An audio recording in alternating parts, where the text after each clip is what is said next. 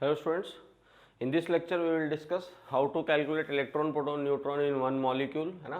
Last class हमने बात किया था अबाउट एटम्स में कैसे हम लोग इलेक्ट्रॉन, प्रोटॉन, न्यूट्रॉन निकालते हैं, और इसमें बेसिक फॉर्मूला मैंने बताया था, एटम का रिप्रेजेंटेशन बताया था, और किसी एलिमेंट में जेड जो होता है वो उसका एटॉमिक नंबर होता है ना, और ए जो होता है उसका मास नंबर होता है, mass number equal to number of proton plus number of neutron होता है। और कोई एटम अगर न्यूट्रल है तो इलेक्ट्रॉन प्रोटॉन का नंबर बराबर है, चार्ज है तो हम लोग क्या करते हैं, प्रोटॉन में से अगर कैटायन है तो हम लोग सब्ट्रैक्ट कर देते हैं उस चार्ज को, और अगर एनायन है तो हम लोग उस चार्ज को ऐड कर देते हैं to find the number of electrons. अब हम कुछ एग्जांपल देखेंगे, है ना। तो एक काम करते हैं हम लोग, यहाँ पे मैं आपको थोड़ा बेसिक मास का आइडिया दे देता हूँ, और मास के साथ साथ हम लोग थोड़ा सा सीखेंगे कैसे हम लोग एटम्स को निकालते हैं, है ना। मैंने आपको कुछ प्रीवियस लेक्चर्स में जो आपने देखा होगा, तो मैंने आपको एलिमेंट्स के मास का भी एक लिस्ट दिया था, है ना। तो उसी के बेसिस पे हम लोग कुछ डिफरेंट मॉलिक्यूल्स का मास भी निकालेंगे, और साथ में उसमें number of electron, proton and neutrons भी निकालेंगे। तो we will go in a table method, in a tabular form. CO2, water, this is glucose, C6H12O6, glucose.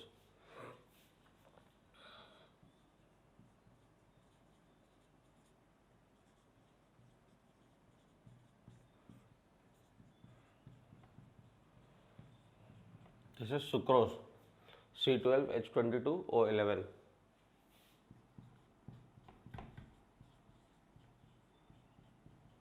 इस कंपाउंड को हम लोग कहते हैं यूरिया, NH2CONH2, ठीक है। और एक एग्जांपल ले लें, H2SO4, this is sulphuric acid, है ना। सब मैंने लिखा दिया है आपको ऑलरेडी सल्फ्यूरिक एसिड के बारे में, ठीक है।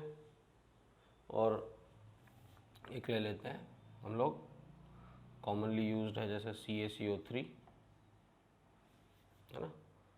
तो ये कुछ मैंने मॉलिक्यूल्स लिखे हैं यहाँ पे, है ना, मॉलिक्यूल्स या कंपाउंड जो भी। इसमें आपका काम है सबसे पहले सबसे पहले आप इसका मास फाइंड करेंगे, मास के बाद हम लोग फाइंड करेंगे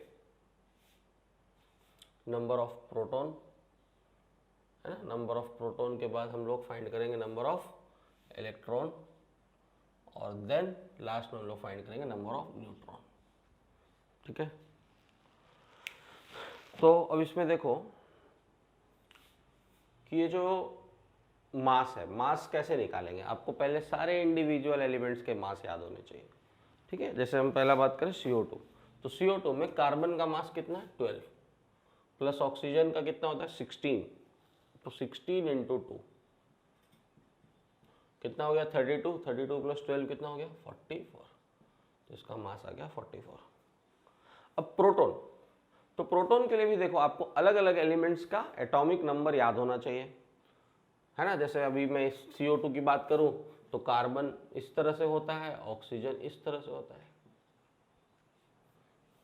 ठीक है, सॉरी इस तरह से होता है। तो अब बहुत इजी है, अगर आपको ये सब पता है तो आप तुरंत फाइंड कर लेंगे, नहीं पता तो आप रेफर करें, मेरे नोट्स को रेफर करें, प्रीवियस लेक्चर्स को रेफर करें, बुक्स को रेफर करें, तो आपको ये चीज़ मिल जाएगा। और अकॉर्डिंग टू मी आपको ये याद होना चाहिए, क्योंकि मैंने अभी जितने भी कंपाउंड्स लिखे इसमें सब ऑलमोस्ट 1 to 20 के बीच के ही है, ठीक है।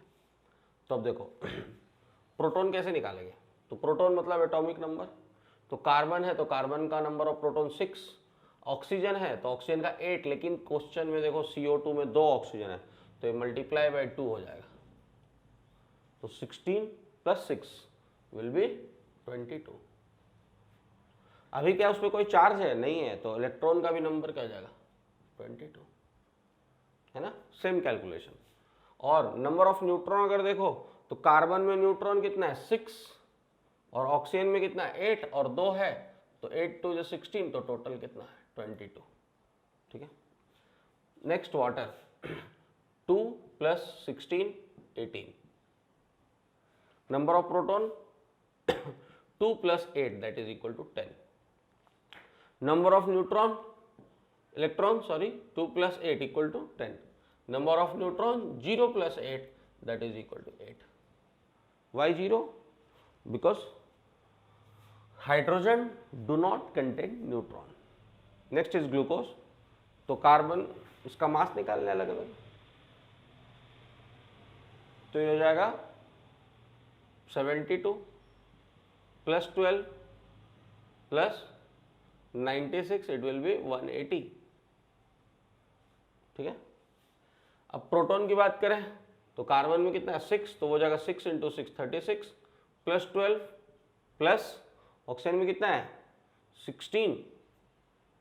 ऑक्सीजन में नंबर ऑफ 8, तो 8 6 या 48, तो कितना हो जाएगा 96. देख लो, वापस चेक कर लो. कार्बन में 6 प्रोटॉन, तो 6 6 या 36. हाइड्रोजन में 1 12 है तो इसलिए 12, और ऑक्सीजन में भी 16 है ना, 8 होता है, तो 8 मतलब 8 × 6 हमने क्या किया 48. नंबर ऑफ इलेक्ट्रॉन्स भी सेम आएगा आपका 36 + 12 + 48 इज इक्वल टू 96.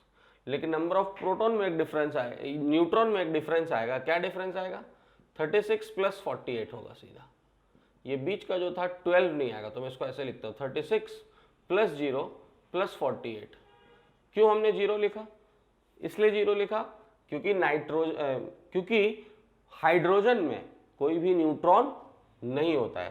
तो ये कितना हो जाएगा 84.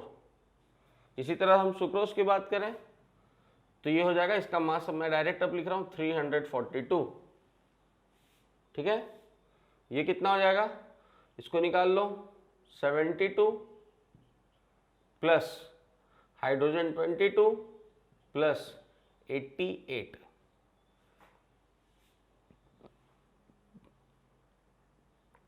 तो ये हो गया आपका 110 प्लस 72 182. ठीक है. अब इसमें आ जाए इलेक्ट्रॉन, तो इलेक्ट्रॉन का भी नंबर वही होना है 72 + 22 + 88 दैट इज इक्वल टू 182. लेकिन जो न्यूट्रॉन होगा वो होगा 72 + 0 + 88. क्यों 0 लिखे वापस? 0 इसलिए लिख रहे हैं क्योंकि हाइड्रोजन में वहां पे न्यूट्रॉन नहीं होगा. तो ये कितना हो जाएगा ये हो जाएगा आपका 160. Next is urea. तो यूरिया का मास होता है 60. अलग अलग आप निकाल लें, 14 + 2 + 12 + 16 + 14 + 2 इट विल बी 60. अब बात करें नंबर ऑफ प्रोटॉन, तो नाइट्रोजन में 7 + 2 + 6 + 8 + 7 + 2.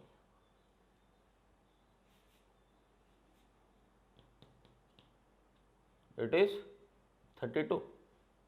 ठीक है. नाइट्रोजन में 7, हाइड्रोजन में 2, कार्बन में 6, ऑक्सीजन में 8, नाइट्रोजन में 7 एंड हाइड्रोजन में 2.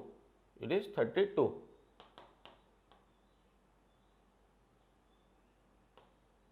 ठीक है 32. ये भी हो जाएगा 7 + 2 + 6 + 8 + 7 + 2 32. और जो माइनस होगा क्या होगा मास ऑफ हाइड्रोजन. यहाँ से नंबर ऑफ न्यूट्रॉन जो है हाइड्रोजन में 0 होता है, तो आप सीधा सीधा इसमें 4 माइनस कर दें, तो मैं यहाँ पे लिख सकता हूँ 7 + 6 + 8 + 7, तो इट विल बी 28. ठीक है. Next is H2SO4. तो H2SO4 का मास 98 है. इसी तरह आप यहाँ पे निकाल लें 2 + 16 है ना, प्लस ऑक्सीजन का कितना होता है 8 8 4 जा 32.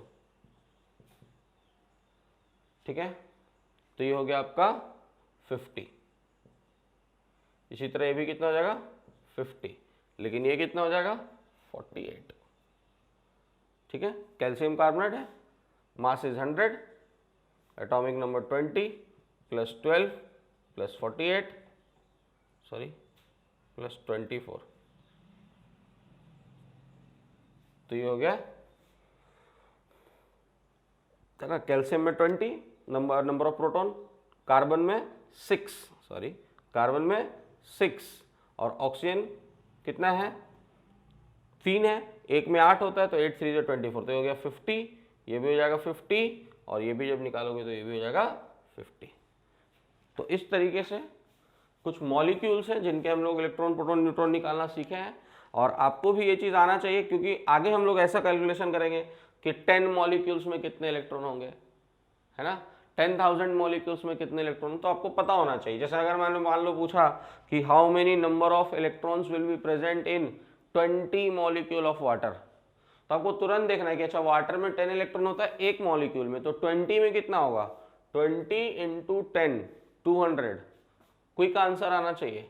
मैं आपसे पूछूं कि अगर मान लो कि